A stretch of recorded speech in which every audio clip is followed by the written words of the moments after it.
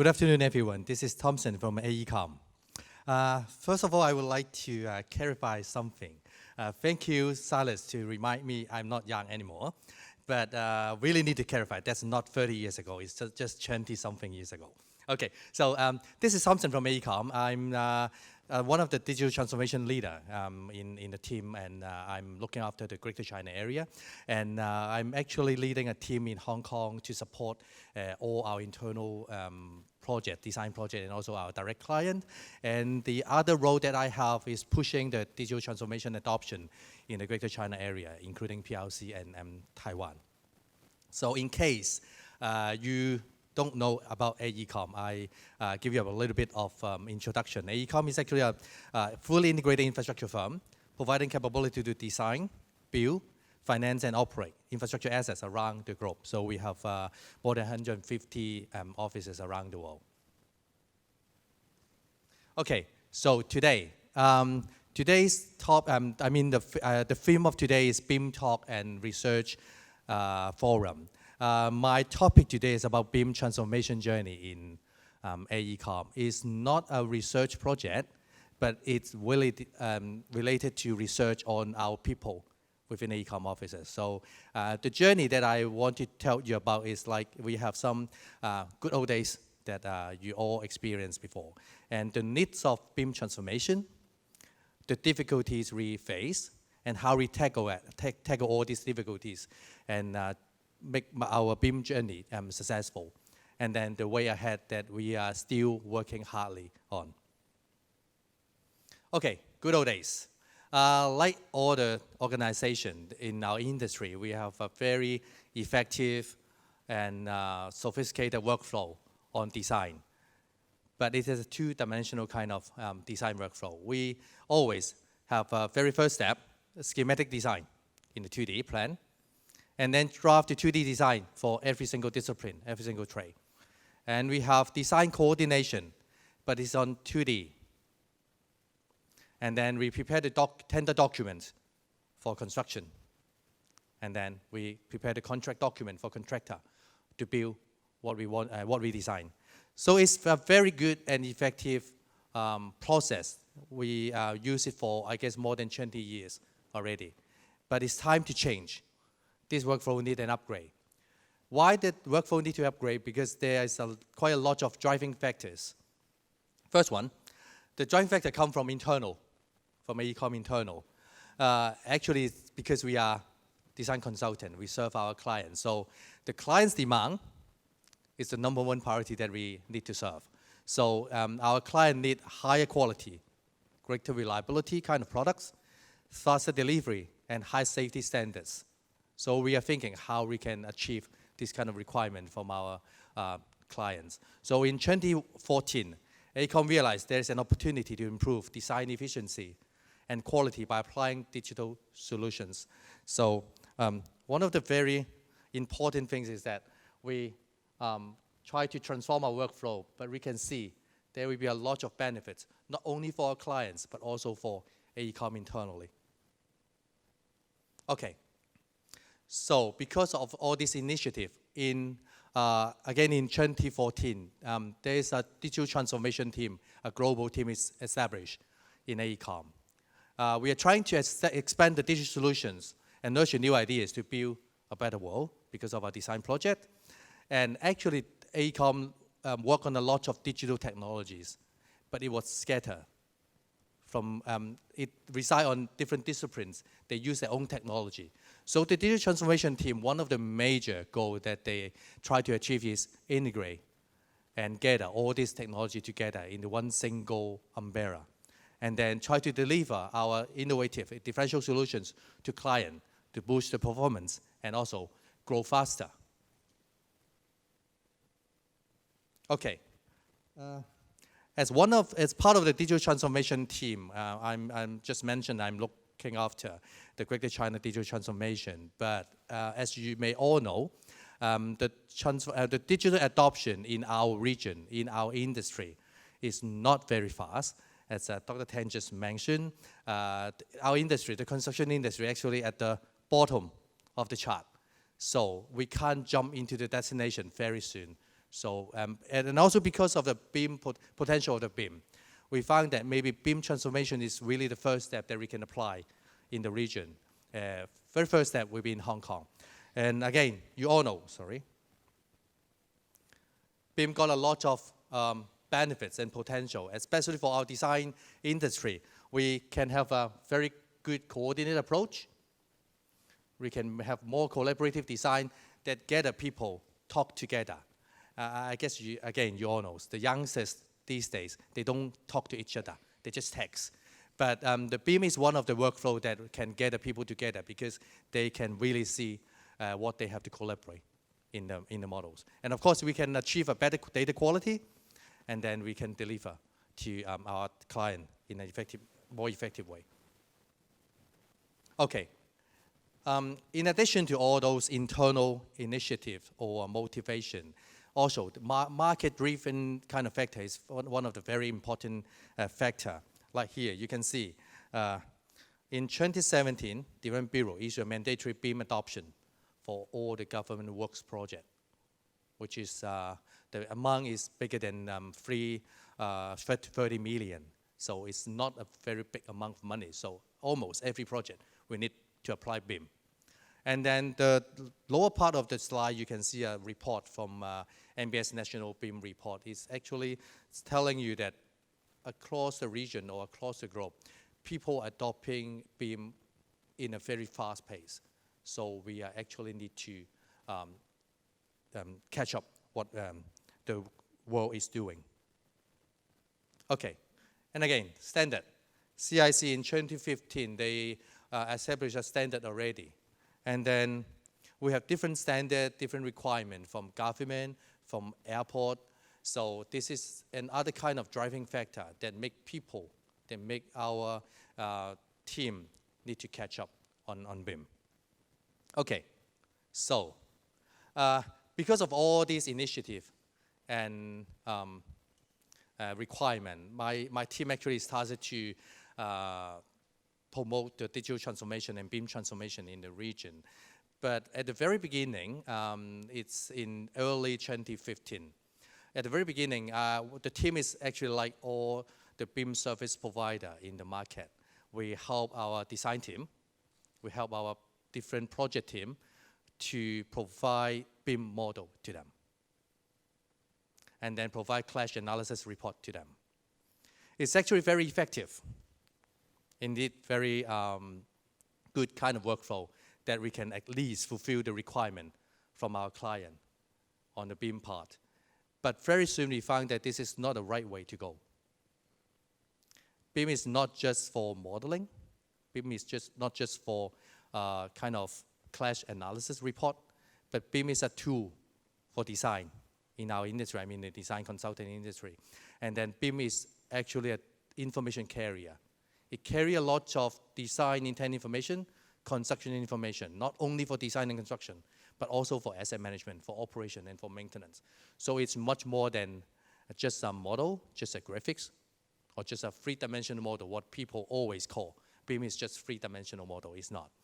But again, like all other big organizations, when we try to make a big change on our workflow, on our daily work, we receive a lot of resistance. Like we don't have enough expertise on our different leaders to lead the change. And then organization structure is too big sometimes. And we receive a lot of resistance on change. They ask, why I need to change? The existing workflow, the good old days are very good. I can design my stuff, coordinate very well. And then the building or the infrastructure, at last, is able to build up by the strategic workflow. Why I need to change? And then we don't have an overall strategy on digitalization, not only on BIM, but in overall digitalization or digital transformation. And one of the biggest hurdle we face is always employee pushback. Because the youngsters or the old guys, whoever they are, when they involve in a project, because of the project schedule, because of the project kind of resources, they always say, no, it's a new thing. It spends a lot of my time, my money, to work on this new kind of workflow. Better don't do it. I go back to the traditional workflow. So this is one of the biggest hurdles that we always face.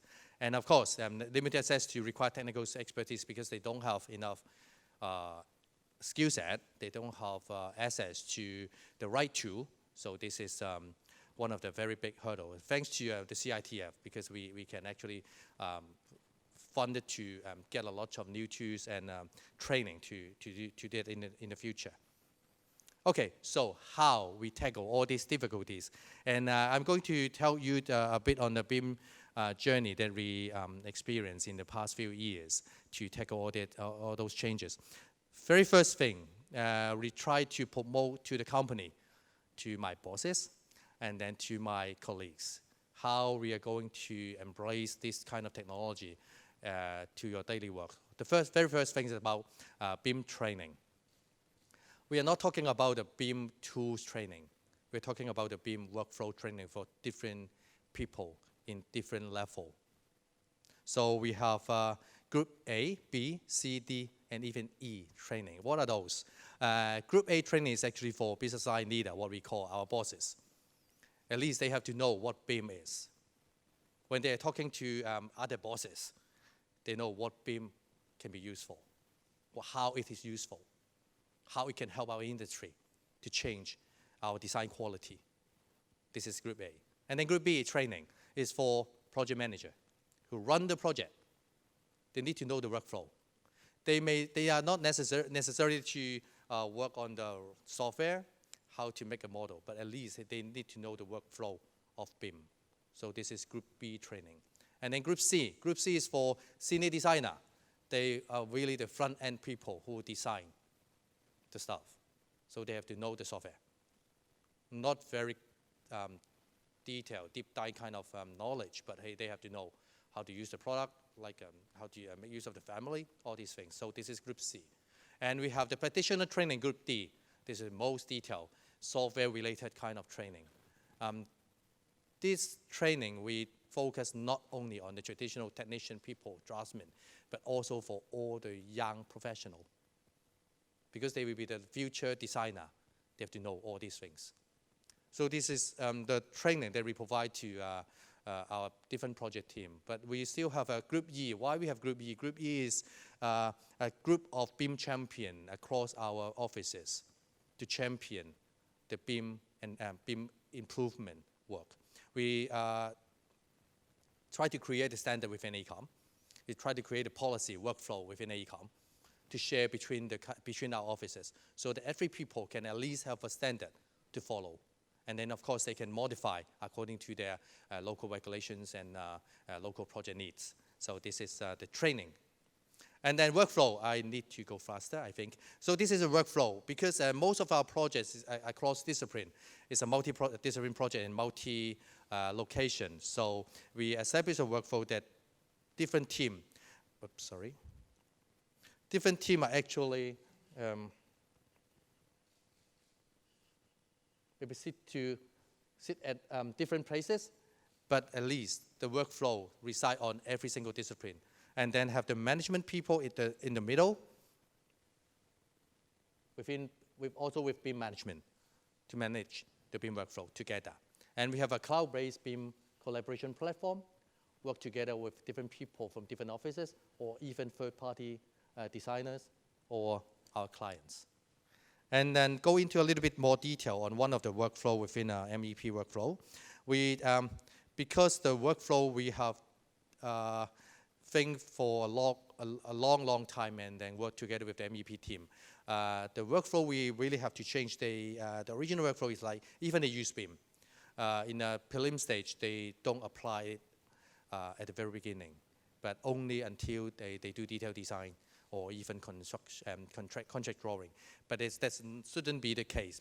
They should have applied BIM design as early as possible. So we try to put one of the BIM design coordination in a preliminary stage.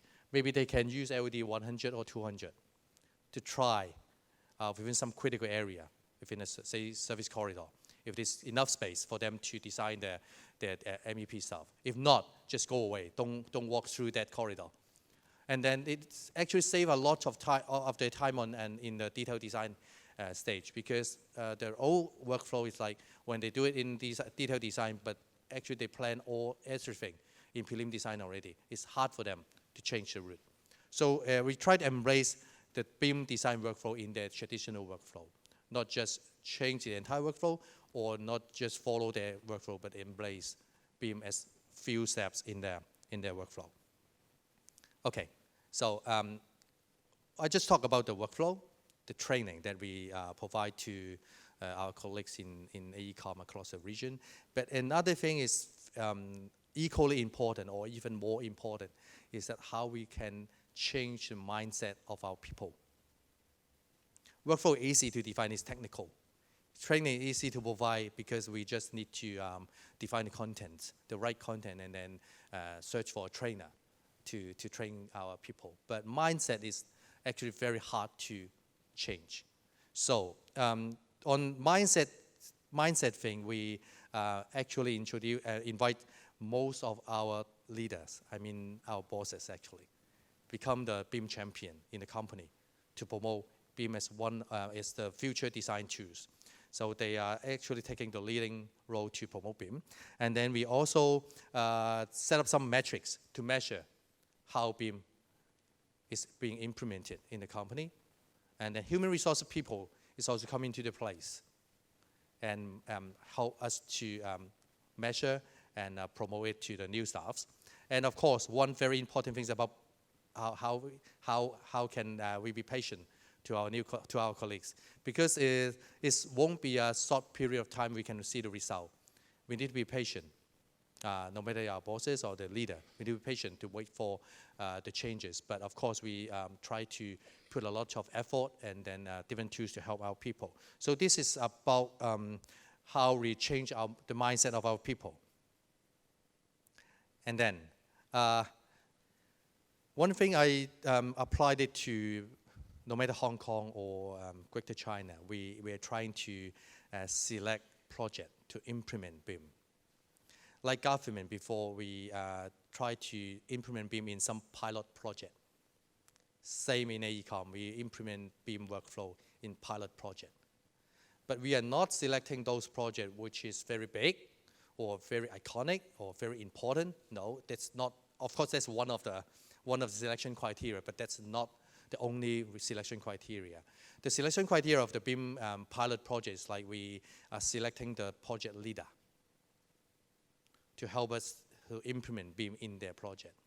If we are picking a leader who is more conservative, it won't be able to success, I mean, the project implementation. So we need to have some leader who is open-minded, who can work together on BIM implementation. So at least we can have some successful project. I'm like a salesman here because I need to report to my bosses whether the BIM implementation is good or bad. So one of the key elements is like we really need some open-minded leader to help implement a BIM process and workflow in our project in a big organization. Okay. So the BIM journey is actually like we are driving by all the supply demand from no matter internal or external. And then also because of many standards are coming out, we have to follow. So we have to change our actually mindset and workflow daily.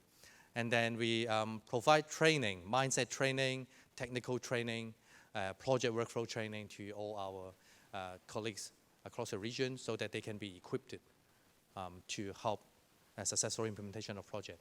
And again, the project leader is really the key driver of BIM implementation. I guess it's applicable to many of the organizations. Okay, so BIM transformation we actually work on for more than 4 years already. But is that a stop? No, we didn't stop there. Actually, we can't look back. We are not going in that way. We should look forward. So within AECOM, no matter what region, we are talking about a bigger challenge, which is a digital transformation. This is 4 areas that we are actively looking at. So the first one is digital engineering, including BIM, including different technology that can help in digital engineering, more on design stuff. And then we are looking at data capture analysis. We are applying different kind of data capture process to get the information easily, faster, and making use of it across our project life cycle. And then modern construction techniques like 3D printing, like robotics, that one few of our teams are looking at these kind of construction techniques. And immersive technology, virtual reality, mixed reality, or augmented reality. People may say virtual reality is very good looking as simulation tools, but actually it's not only for visualization. We are trying to apply design review workflow in virtual reality. We tried in a project that across Taiwan, Hong Kong, and UK. And every single, not every single, but 3 of us go into the same virtual environment to share the design problem and in a one-to-one kind of scale so that people can see what's going on in the real kind of environment. Of course, it's virtual, but because of the spacing, the scale are actually the same in the real world. So it's very effective, actually. So I'm overrun. Okay, last 2 slides. These are those technology we are using in AECOM, not only talking about the technology, but really apply all this technology to our project. We apply BIM, of course. We integrate BIM and GIS to many different clients. We have our own certified drone pilot to do data capture, to do photogrammetry. And then we have IoT immersive kind of technology in one of the AMFM BIM integrated project so far. So this is what we are actually doing for our client already. Okay, so ladies and gentlemen, we are actually in the digital construction era already. So please try to create your stuff, create your design, create your built environment in a digital way. And then we have many tools which actually can enable you to do that. And of course, one very important key is transforming our people, our mindset, to become a digital kind of mindset. Okay, thank you very much.